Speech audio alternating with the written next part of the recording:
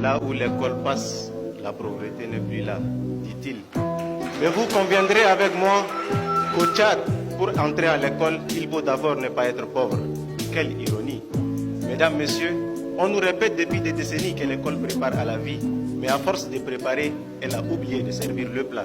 Aujourd'hui, notre système scolaire ressemble à un vieux pick-up de 1975, jauni, poussiéreux et totalement déconnecté du menu du jour que sert la société moderne. Chère assistance, d'abord les savoirs enseignés sont beaux académiquement.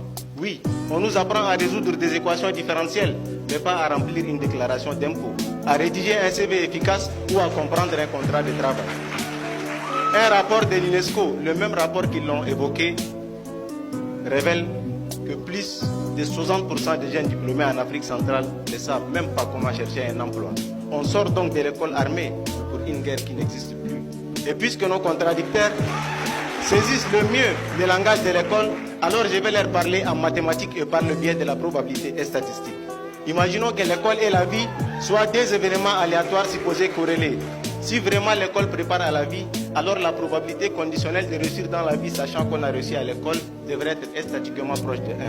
Or, les données empiriques montrent qu'elle est parfois inférieure à 0,5.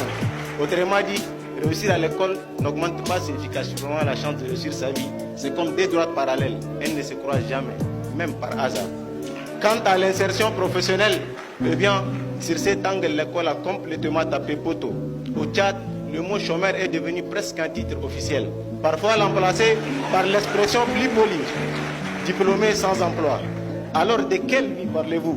De la vie de chômage? Nous connaissons tous cette réalité. Au Tchad, même avec un doctorat, sans oncle général, tu finiras à vagabonder entre les carrés. Et ce constat n'est pas seulement anecdotique ou symbolique, il est aussi statistique.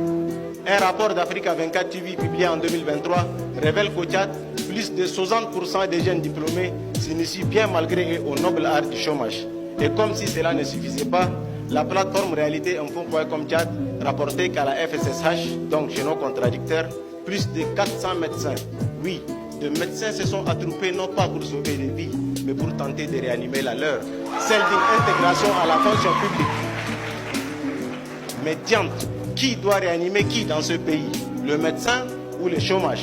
En attendant une réponse, n'oublions surtout pas d'ajouter à ces 400 médecins ces 3 futurs spécialistes qui eux aussi sont prêts à prêter serment.